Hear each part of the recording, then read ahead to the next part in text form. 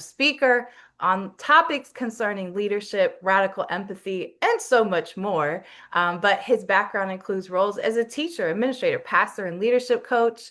I believe you're an incredible father, husband, but I believe you also were a bodybuilder at one point. Is that, I don't want to put people on blast, but I am. But you hold a degree in theology from Andrews University, among other credentials and certifications. But most of all, you are known for promoting radical empathy and transformational leadership, especially in how you pour into the youth, not only across Canada, which is where you reside, but also globally. I know you were all over the world this past summer, but I want to introduce you all to Mr. Bryan Saint Louis. Not only has he been a colleague, friend of mine for years, it has just been a pleasure because I start with giving our guests their flowers. It has been a pleasure to see you grow and also have somebody who will be honest with me and has seen my journey through the years too. So I just want to say thank you. And also, I'm just excited to have you here. I know we both had a lot of lifing the past 4 or 5 years. So come say hello to our audience. Oh man, Justine, thank you very much. Number one, for just for who you are as a person. You've been such a great friend. You've been such a just someone who I've been using this terminology of soundboard lately, where we just are able to bounce ideas off of each other, and but also again see the growth from one another, and absolutely just really appreciate you as a person. But then also that was probably one of my favorite introductions I've ever had Oh, before. oh yay! Yeah. Thank you very much for that as well. I'm really excited to be here and looking forward to jumping into the discussion. Awesome. Well, here at Love Learning You, we talk about things of awareness, emotional awareness, cultural awareness, how we learn to love ourselves more. A journey I am devoted to and have been my whole life. Um, I want to start with cultural connectors. This is just a few culture questions. And again, so we're all rooted in the same understanding before we listen and talk further. Culture is our norms, our beliefs, our values, the language we use, the symbols that are important to us, how we message ourselves. It is not just the things we eat, the music we listen to. Those are connecting points and things that speak about our beliefs and norms, maybe, but there may be not an exploration into the deeper parts of that. So that's what we intend to do. But we start out with some light cultural connectors. And the first question is a simple one. You are an international speaker. Do you ever walk on stage to a song when you're introduced, or no? Or come Uh, out to a song? And if you do, what song do you come out to? I haven't I don't think I've ever come out to a oh no, I have. I have. They asked me one time what song that I wanted to come out to, and the song was I chose I think We Are Invincible, Unstoppable, whatever that's Champions. It's some We champion are song. the champion. No, not that. Oh, It's like it's we like are Brian. I don't know invincible. if that suits you, but It's like we are invincible, oh, unstoppable. Yeah, something oh like that. yeah. Yeah, because they said they had that already, and I was just like, yeah, just sure, put that up. Because if not, yeah, I would have to think about what song I would want to do. And besides that, I was like, no, I'm not thinking too much about that. So, but now I need to actually have something in my repertoire because that would be good to have. Yeah. Would you ever do something like "All I Do Is Win," or is that too corny?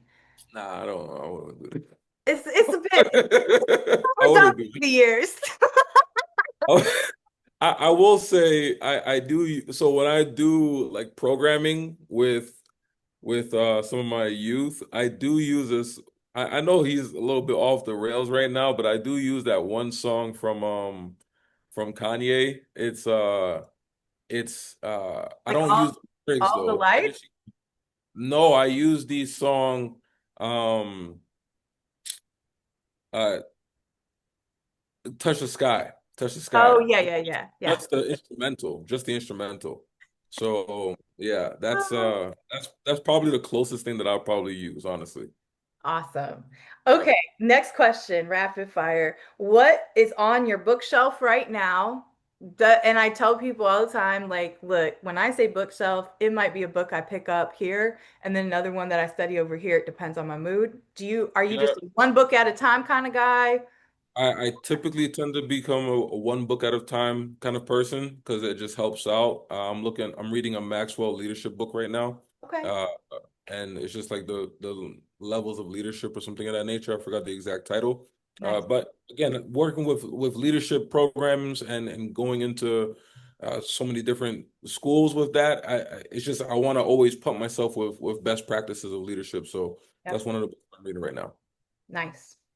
Um, Time travel. Whether I'm you trying. whether you believe in it or not, we're gonna pretend that we're time traveling. Sure, sure, sure. You got this. I have And to. go go back in time to when you were about 8 or 9 years old. So say we go back, all of us, listeners, viewers, we're all going back to when Bryan was 8 or 9 years old. So we'll be around that same age as him. If we were hanging out with you, we're done playing outside and stuff, and it's like time to eat dinner.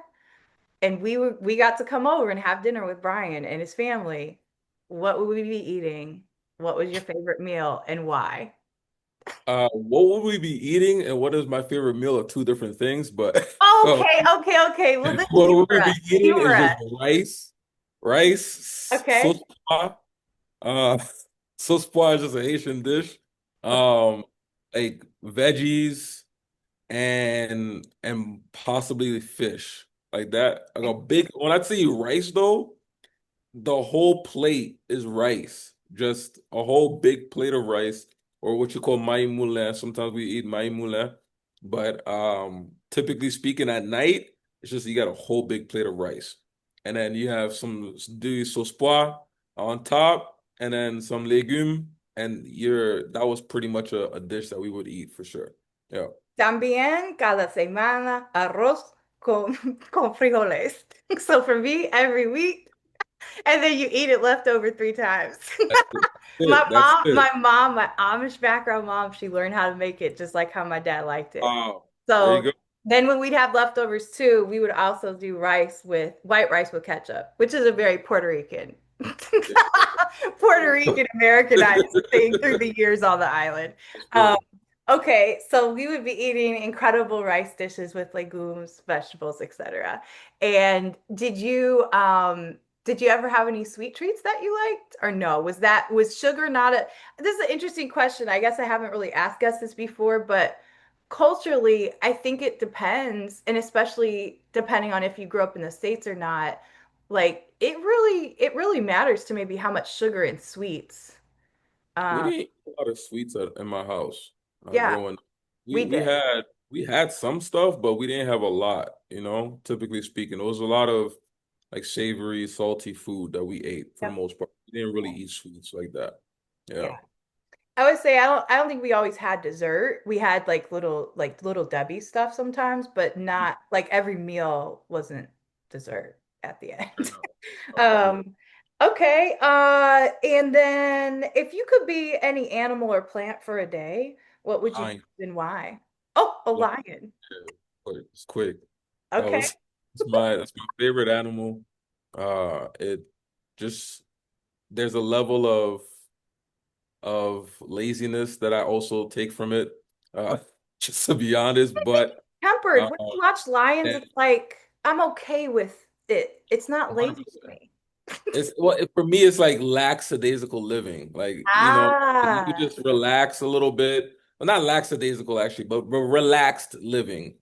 But the thing about the lion, which people, they'll be like, how is that the king of the when it's time to be on pursuit, nothing stops it. And that's how Mm. I feel. So yes, sometimes it's time to relax. I gotta chill. I'm not about, doing everything all the time. I have to need the time to recuperate. But when it's time to go, I don't